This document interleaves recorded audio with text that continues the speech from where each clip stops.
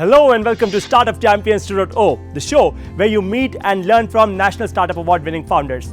In the episode today, you will meet a startup champion incubator, that is Access Livelihoods Foundation, and a special mentor and a guest, that's Pranav Bhatia. What does a great idea need? Incubation. With the right incubation support, an idea has the power to change the world and impact millions of lives. This is exactly what our startup champion has done. They have impacted millions of marginalized lives across rural India, from small farmers to weavers and artisans, livestock holders and fisherfolk, forest produce gatherers to daily wagers, urban marginalized to micro and small medium entrepreneurs, and many other communities. They are the layer of hope and ambition and opportunities for India's marginalized. Let's see the Access Livelihoods Foundation story.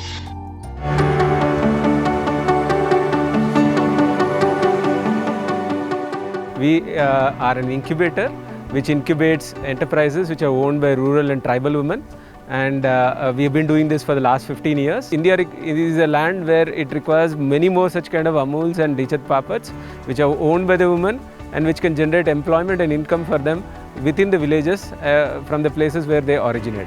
We are trying to work with the women and help them to establish their own companies which can generate income as well as employment for them.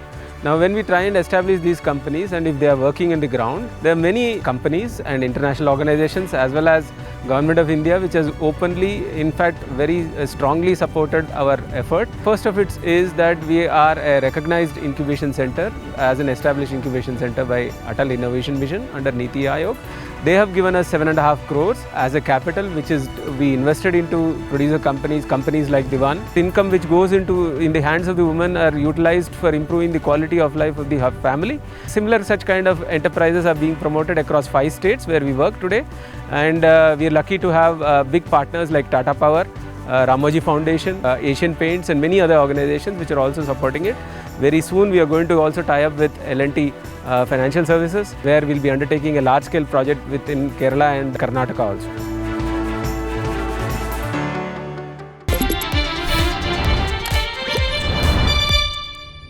So Krishna Gopal and Sarath, welcome to Startup Champions 2.0.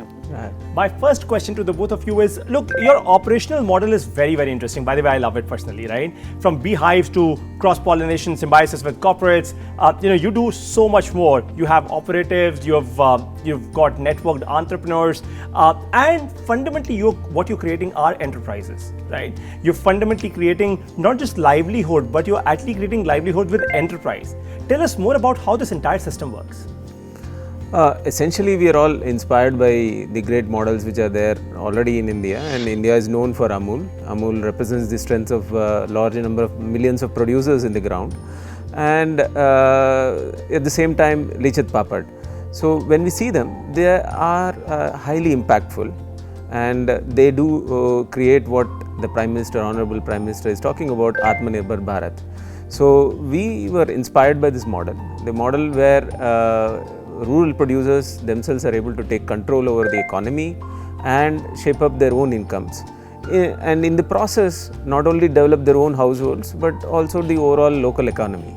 So that was the key idea, and we wanted to work on that. And when we are inspired with a model like Amul, it's a great model, and it's really tough to replicate, and that's the reason why in 75 years we hardly have any other story which is as equivalent as Amul. Hopefully we will create such kind of more stories, and we've just made baby steps, and we've had some successes, and also some not so been successful, not as successful as, but in the time to come, I think with the support from the government and many other organizations, we are sure to create a substantially different kind of a model which can strengthen the lives of the communities and at the same time kindle the entrepreneurial spirit in the country. So since you said you use the word communities, right? Let me just build upon it.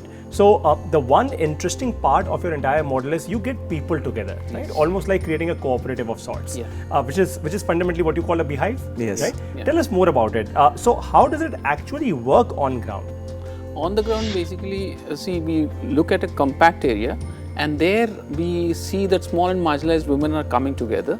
They're aggregated. The company is registered in their name. So it is called a producer company. And what happens is, the women come together, they are trained, then there is establishment of value addition units over there. And what we look for is how do we see their produce coming, aggregated and sold in the market together, processed and sold, which gives them higher income as compared to what they can do at their doorstep. That's what we are looking at from this model. So essentially it's a producer to consumer that we are looking at linking them. And till today, how many such companies have you been able to create? We have created about 54 companies of those kinds, and currently we are actively working with about 17 of them in 7 clusters across 4 states, and 17,000 women are a part of it. This is absolutely phenomenal. So congratulations to the both of you on doing this. Thank you. Now you offer learning, you also offer finance opportunities, and you're also reimagining communities in many, many ways, right? How does this entire thing work? Because there's learning, there's finance. Look, running a company is not easy. And running a company at a cluster level with marginalized women, running that company, being shareholders of that company, creating a produce and then taking that produce to the customers is not easy, right? Yes. How do you actually operationalize all of it across 17 companies? So there's a lot of preparatory work that has to be done, especially when you work with the women. The incubation structure as such and the services that we give to the enterprises which are coming up is no different, whether you are in urban India or in the rural areas. But for these women, the support has to be much more sensitive and has to be much more collaborative in a partnership way for a longer duration. So usually when we enter into incubation programs or an acceleration program with the women, we provide a time scale of anything between 3 to 8 years, and that actually gives them the enough impetus or momentum so that they don't fail. World over, there is a research that has been done, and 95% of enterprises fail within the first 5 years of their establishment. Sure. And that's where what we call the infant stage of the enterprise, where we need to give a very sensitive support. And for the women, it comes in multiple ways. And the idea of going through a learning program, in fact, we are now creating a learning management solution, which is completely can be operated by women who are 7th standard. Just qualified by 7th standard. So it's a lot of voice over content being made enabled. Similarly, financial inclusion solutions which can help the women to be completely involved in the enterprise activities, and they get access to finance which is required as the critical this one. So all the inputs packaged together has to be delivered in a much more sensitive way, because we are talking about tribal and rural women. That's the only difference. Let's not talk about the impact, right? Because look, your work really goes deep and moves a lot of people and their lives as well. Can you share certain numbers in terms of sheer impact that has gotten created till date? Well, we worked with around 65,000 women. We have an aspiration to go up to 1 million women, and that we hope to achieve in the next decade. If you look at purely in terms of impact, the weaving intervention has been the most successful one, and with around 900 women across 3 companies, they have been able to triple the income. The national average of income for the weavers usually is around 50,000 to 60,000 rupees per annum. Okay. But today in the enterprises that we have promoted, the weaver is earning anything around 2 to 2.5 lakhs per annum. That's almost 3 times to 4 times this kind of thing. Similarly, our dairy intervention also has been very successful. We have seen doubling and tripling of income, which is also the national objective which set by the Honorable Prime Minister. So through this model, by building efficiency and effectiveness, and these companies are able to compete with some of the best companies. They are much more cost competitive, and at the same time they are able to offer better solutions to the consumers. I get that. Now, what's your business model? How do you make money? Yes, we charge a fee to all the services, and so we are not looking at a subsidized kind of a model. We basically are saying that we provide professional services to the enterprises, and these enterprises pay a reasonable fee, which is benchmarked with what government expects us to offer at the service. Fantastic. So there are certain, when you work with these communities, there are certain values which govern us. So, and we are a not-for-profit foundation. Sure. So therefore, when we are a not-for-profit foundation, we have put an internal limits. I get that. Whether it is on the remuneration of our own staff or whether it is on the service fee that we levy. Sure. It's not kind of a competitive or an exploitative pricing, but it basically is an enabling pricing which can generate enough surplus for others. Sure. So millions of Indians are watching you right now, on this very show, Startup Champions 2.0, and of course they want to be inspirational like you. They want to create impact like you. What's your message for all of them? One of the things is we say that rural poor are bankable. They can be ones with whom we can work. That's first thing. And the second thing is believe in yourself and stay long. You have to work long enough for creating any change in the communities. And there's no satisfaction greater than seeing the people with whom you're working getting the benefits of what you have done. Gentlemen, thank you so very much for your answers. The top 2 lessons from this session for you are: number 1, you can create a strong network of supply and demand when you serve Bharat. And number 2, when you connect Bharat with learning and finance, you open a whole new world of opportunities for them and a new possibility for business for yourself. It's now time to take the audience question. Let's just see what the question is for our Startup Champions today. My name is Roshan Sharma. I am from Delhi. My question is, how you have a massive impact? How do you fund your operations? So, a variety of things. Again, there is a lot of innovation that is happening. In fact, Government of India is also at the forefront of all this. The social enterprise sector, where the not-for-profits are translating themselves into incubators and enterprise promoters, there is a scope for what we call as social stock exchange, which are evolving. The Honorable Finance Minister had announced a few years back that India is now going to be one of the very few countries where social stock exchanges will be there. Now, a typical social stock exchange will be valuing both impact as well as financial return. Normally in stock exchanges, you only look for financial return. Sure. But in a social stock exchange, you will value both impact as well as social returns, the financial returns. So, so the avenues for generating funds are changing. So, there is a scope to look at philanthropic funds, grants, combine it with low-cost debts, and at the same time access equity resources, where equity comes with a consciousness that you really want to contribute something to the world. So, this is an emerging area, and we are at the forefront of it.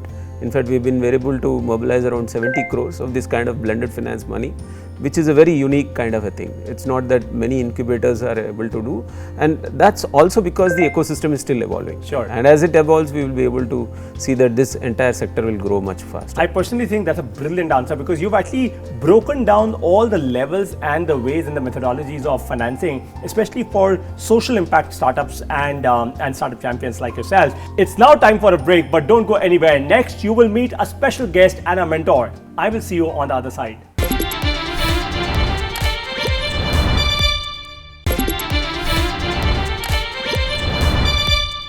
Welcome back to Startup Champions 2.0. It's now time to meet our guest and mentor, Pranav Bhatia. Pranav is the founder and CEO of Stirring Minds. He is also a serial entrepreneur. Let's get started with our Q&A with Pranav. So Pranav, welcome to Startup Champions 2.0. Thanks. My first question to you is, look, for all of our audience, just demystify this and break this entire thought down. What exactly is the difference between an incubator and an accelerator? See, the difference is that an accelerator runs for a very short time and then creates and helps you and puts you out there in the market, and then it's a situation where you are on your own. Whereas incubator takes complete responsibility for your success for an extended time period.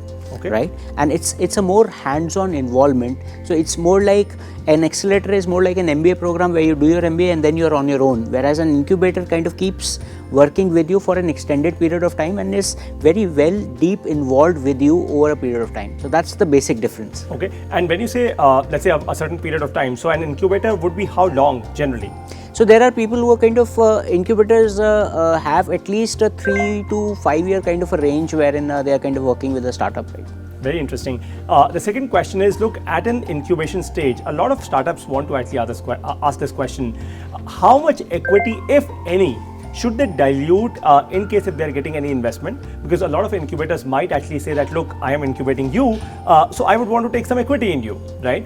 So how much should they actually be diluting at that early stage? See, it depends.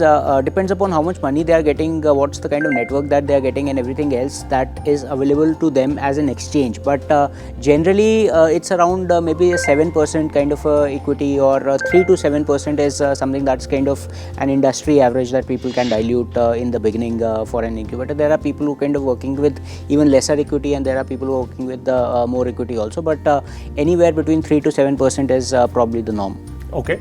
And do incubators also invest money in startups, or do they only give resources? I mean, what is this equity being taken for?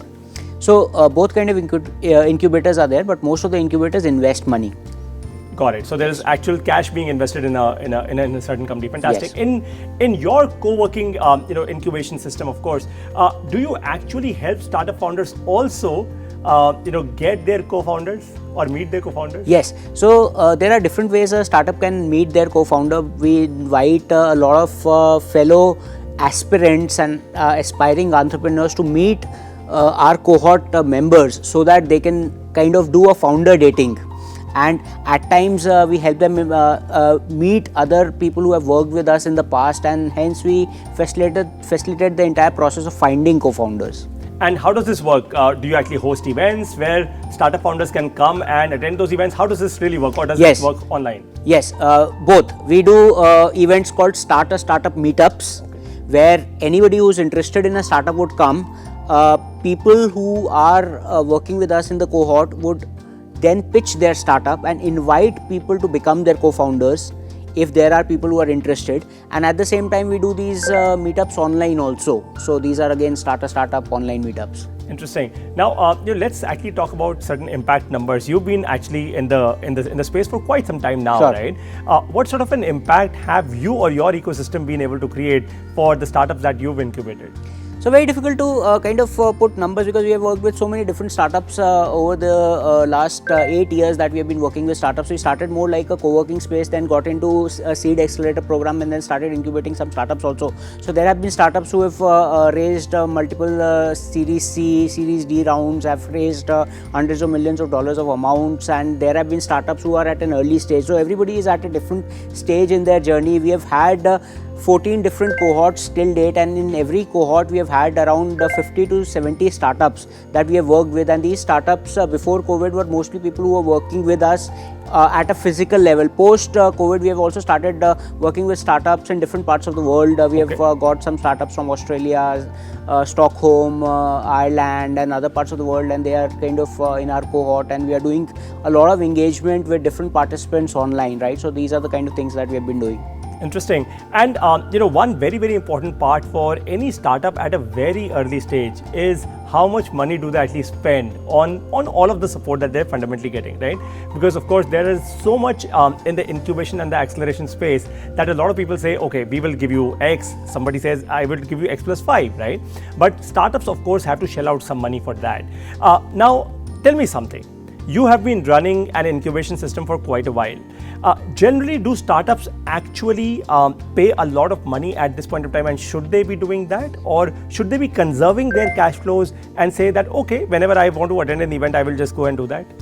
So actually a startup should always be frugal in its approach. So that's the first thing. In fact, there are a lot of government bodies as well as private institutions and companies that support startups across the world, from an Amazon startup ecosystem and their Activate program, to a Microsoft for startups, to a Google for startups. And a lot of these people provide credits in terms of servers, in terms of their CRM softwares and other software companies like Zoho, Freshdesk. All of them have programs for startups. So a lot of these things are available for free. So they don't necessarily need to spend a lot of money on acquiring stuff. They need to know where this stuff is available for free. At the same time, they should be in touch with mentors and accelerators that are ready to give them a lot of knowledge without taking a lot of money up front. Because initially it's important to save money when you have not raised a lot of money. So that's what the approach should be. Absolutely. You used a very important word called mentors, right? Now, since mentoring is something that is very, very hands-on, you can't just be a mentor online and just say that, I would mentor you, let's say, once every 3 months. Sure. What should startups actually look for in terms of KPI to achieve from mentors? So let's say if I'm a startup, I'm taking mentorship, what should I actually look for to achieve from my mentor? Sure. So, see, first of all, it's very important to understand that you should always go to a mentor that has some idea of your industry that you are in.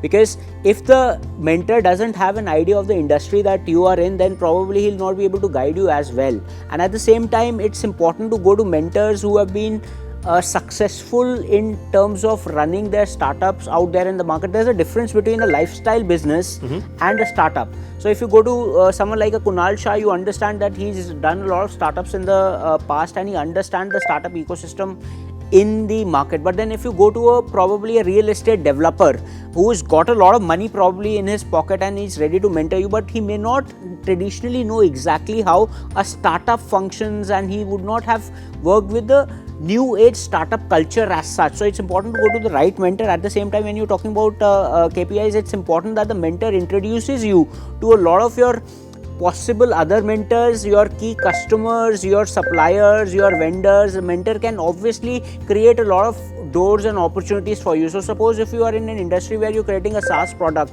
and if you go to a founder of Infosys and ask him to mentor you, then probably he'll be able to connect you to a global network of companies that they have worked with in the past, and that would open up a lot of opportunities for you. So it's important, in fact, when raising funds also, you should raise funds from people who will be able to help you with their network. That is a lot more important than the money that's coming onto the table, right? So that's what I would say. Sure. My last question to you, Pranav, is look, millions of Indians are actually watching you on the very show that you are on right now, Startup Champions 2.0. They want to be successful, they want to be entrepreneurs, they want to solve big problems. What's your message for all of them? See, I would say that it's very important to understand when you say that they want to solve big problems. The idea is that it's very important to understand what's the kind of problem that you're solving. Are you the best person to solve that problem? Would you be able to do that in the fastest possible manner? And whether that problem is big enough, like you may create a drug that is kind of curing somebody from a terminal disease, but what if only 2 people in the world have that problem, right? You may not be able to create a business out of it, right? So it's very important to understand what kind of a market you are addressing and then go into that market after doing good amount of research and then keep taking feedback from the market and keep pivoting and keep improving your product. It's called the lean startup approach. You learn, measure and build kind of an approach wherein you just keep improving the product, right? So that's the approach that they should be taking. Fantastic. Thank you so very much for your answers, Pranav. The top 2 lessons of this session are: number 1, do not dilute more than a very basic equity while you are in the incubation stage. You might actually lose on the other side. Number 2, use the money during incubation to reach your product market fit. It is extremely important that you ensure that while you are being incubated and when you are getting ready for acceleration, you achieve that product market fit that we've already spoken about in our How to Start a Startup section. Do things that don't scale. It's okay. It's time for a break. After the break, we will take the step number 22 of how to start a startup. I will see you on the other side very soon.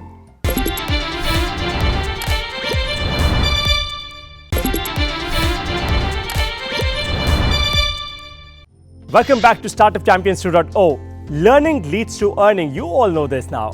Let's continue our journey of learning and earning with step number 22 of how to start a startup. It's time to scale. Listen to me very carefully. It's time to scale. Number 1, till now you have learned about 3 critical pillars of your startup. These are distribution, KPI of your team, of course, and third is your business model. By now, you must have seen some things fail in your startup. You must have hired 1 or 2 wrong people. Your product pricing would have actually gone wrong. The customers would have given you maybe not so great feedback. So you've gone through the grind again and again. And now you would have gone to the drawing table multiple times over and again. You have done things that won't scale. You are now confident of a very clear business model. You have your first few paying customers, a cohort, and you have also achieved PMF, that is product market fit. It's now time to scale your business because now you're ready. Use distribution, KPI, and business model to scale. What that means is you have to optimize for these 3 factors. By optimization, I mean you optimize for the cost and the cash across these 3 pillars. How much are you spending to grow? Cash flow and profitability both. Remember this, you have to grow cash flow and profitability both. And how much money are you spending to do this is critical for your next level of growth. This is when you might also decide to go in new markets. Look, when we talk about scale, we also talk about taking your startup or your company to newer markets. You might be in India right now, you might want to go to Singapore or to Dubai or maybe to open other markets as well. You might also want to open new offices globally. Now, you might not really have all the money, all the cash in the bank to do all of this. So, you will have to look at raising investment to fuel your growth. The good part is, right now at this point, this is not just Excel sheet growth that you have anymore. This is real growth with real impact and real results. You are ready to scale and grow. Remind yourself of step number 22. It's now time to scale. What did you learn from today's episode? Share your feedback with us. Make your videos and post them on social media with #StartupChampions2. In the next episode, you will meet startup champions from the travel industry. Thank you for watching Startup Champions 2.0. Jai Hind. So we develop destinations which are close to your place, not very difficult to reach, and there you get local food, fresh air, lot of oxygen there.